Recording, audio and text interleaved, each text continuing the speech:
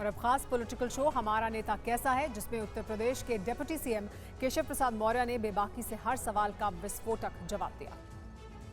अब की बार 400 पार का नारा देने वाली बीजेपी अब इस वक्त किस तरह से इलेक्शन में जा रही है, ये टटोलने के लिए हम इस वक्त उत्तर प्रदेश की राजधानी लखनऊ में है। और लखनऊ में हमारे साथ आप देख सकते हैं खुद उप मुख्यमंत्री केशव प्रसाद मौर्य जी हैं। केशव जी, बहुत बहुत नमस्कार, बहुत बहुत स्वागत आपका TVNine भारतवर्ष पर। बहुत बहुत धन्यवाद। केशव जी, बहुत व्यस्त हैं आप, आज भी आपके कई सारे कार्यक्रम लगे हुए हैं, इस बीच आपने हमें समय दिया, इसके लिए आपका आभार तो है ही।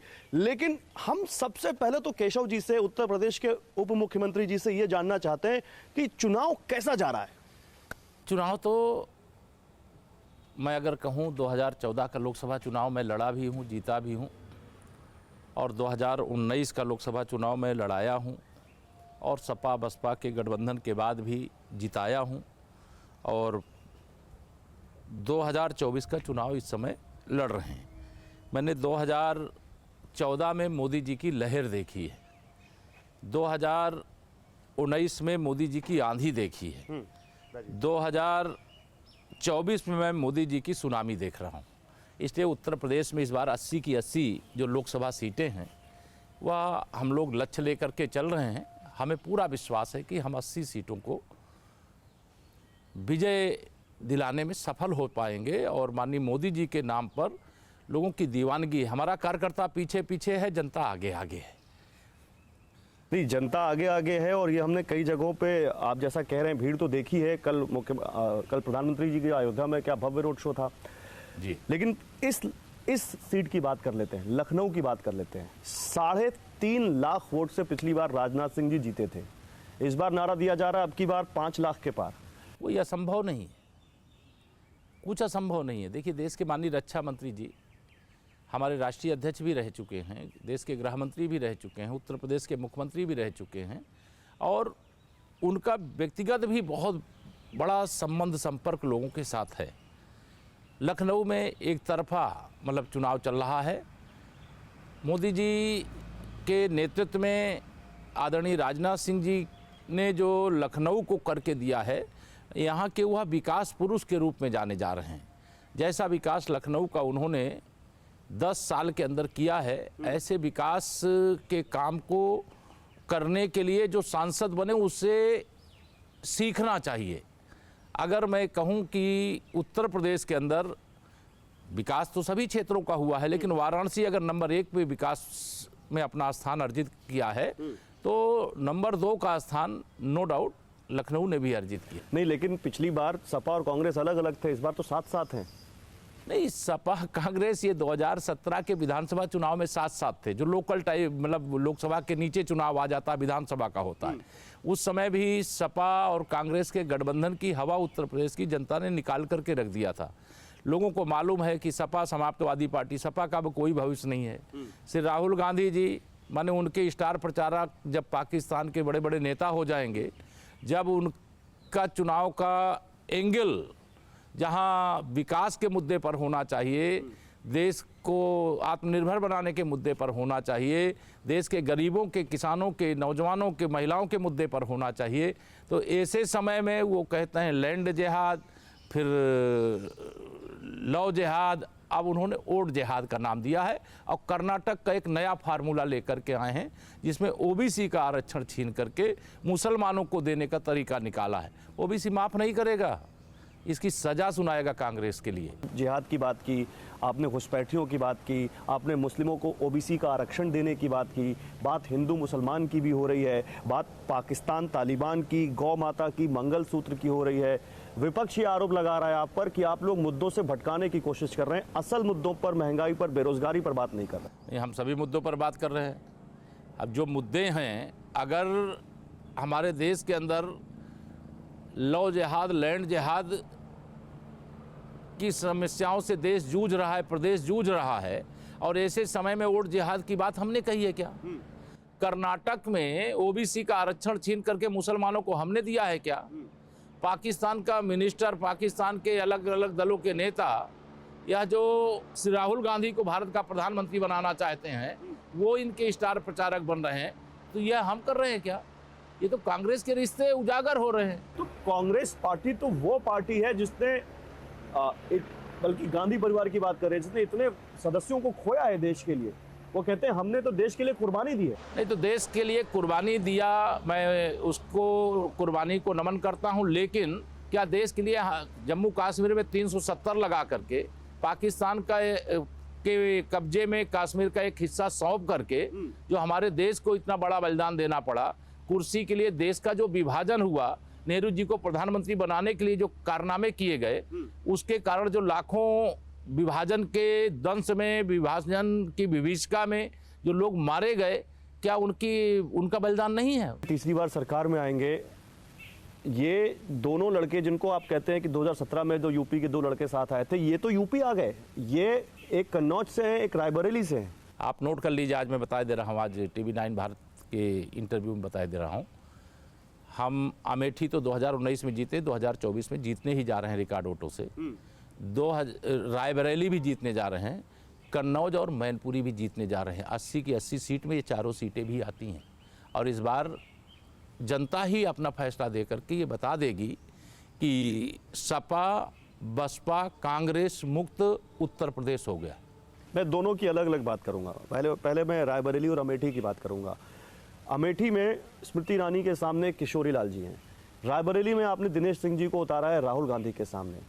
ऐसा लगता है कि एक एक सीट दोनों जीत सकते हैं। एक तरफ राहुल गांधी बहुत टफ कैंडिडेट है, एक तरफ स्मृति ईरानी जी बहुत टफ कैंडिडेट है। एक जिम्मेदार पत्रकार के नाते ये आपका दृष्टिकोण हो सकता है। जनता का फैसला केवल ईवीएम मशीन के सामने जाने का इंतजार लोग कर रहे हैं। कब ईवीएम मशीन सामने आवे, कब चुनाव की तिथि सामने आवे, कब कमल का बटन दबावें, कब मोदी जी को तीसरी बार देश का प्रधानमंत्री बनावें, इस इंतजार में लोग बैठे हुए हैं। फेल हो चुकी जोड़ी है ये दो लड़कों की जोड़ी को मैं 2017 में कहता था पप्पू और गप्पू की जोड़ी मिल गई, और 2024 में मैं कह रहा हूँ इसके बाद ये कांग्रेस और सपा का गठबंधन भविष्य में कभी नहीं होगा, क्योंकि उनको ये पता चल जाएगा कि गठबंधन को जनता नकार चुकी है, मोदी जी को स्वीकार कर चुकी है, भाजपा को स्वीकार कर चुकी है, सुशासन को, विकास को स्वीकार कर चुकी है। गरीबों के हित में भ्रष्टाचार मुक्त भारत बनाने का जो संकल्प है मोदी जी का, उसको अपना समर्थन दे चुकी। मैनपुरी का आपने जिक्र किया। मैनपुरी में एक घटना हुई जिसको लेकर बीजेपी ने काफी हंगामा किया। बीजेपी ने समाजवादी पार्टी के ऊपर काफी आरोप लगाया। डिंपल यादव ये कह रहे हैं कि इसकी जांच होनी चाहिए, ये बीजेपी की साजिश है जो मैनपुरी में हुआ।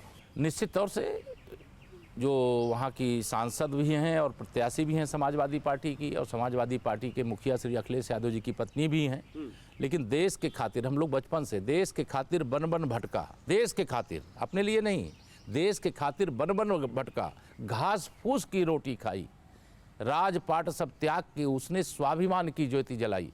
ऐसे महाराणा प्रताप की मूर्ति को अपमान करने वाले सपाहियों को शर्म नहीं आती है? और वो कह रहे हैं इसकी जांच होनी चाहिए। जांच करवा लो जिससे करवाना हो।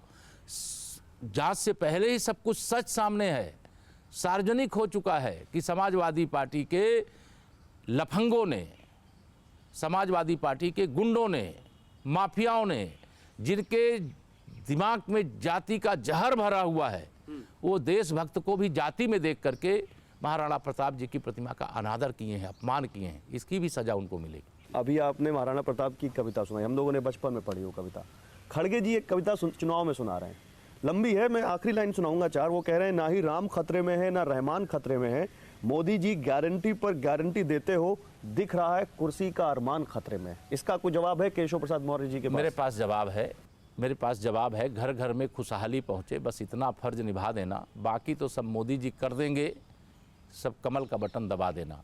और खड़गे जी वरिष्ठ हैं, बुजुर्ग हैं, मुझे भी लोकसभा में 2014 में रहने का मौका मिला है। वो कांग्रेस के लोकसभा में नेता के रूप में वहाँ पर बोला करते थे।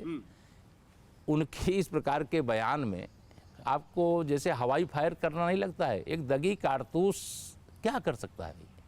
उनको नहीं ये मालूम है कि कांग्रेस मुक्त भारत बनाने के लिए देश की जनता ने ठान लिया, उनके जो प्रत्याशी घोषित हो रहे हैं वही अपना टिकट वापस कर रहे हैं। आप मल्लिकार्जुन खड़गे को कह रहे हो दगे हुए कारतूस हैं? मैं उनको नहीं, कांग्रेस को कह रहा हूँ दगी हुई कारतूस है। वो बुजुर्ग हैं, बुजुर्गों का मैं अनादर नहीं करता, मैं सम्मान करता हूँ, लेकिन वो बयान कोई भी दे दे, लेकिन कांग्रेस का कोई भविष्य नहीं। अखिलेश जी हेडलाइन देते हैं, केशव जी आज कौन सी हेडलाइन दे रहे हैं? मेरी हेडलाइन है 80 में से 80 हम लोग जीत रहे हैं।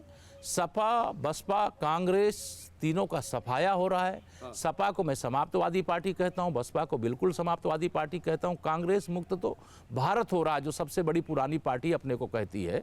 उस पार्टी, वह पार्टी अपने अस्तित्व को लेकर के लड़ाई लड़ रही है। आपके चुनाव प्रबंधन पे बात करते हैं।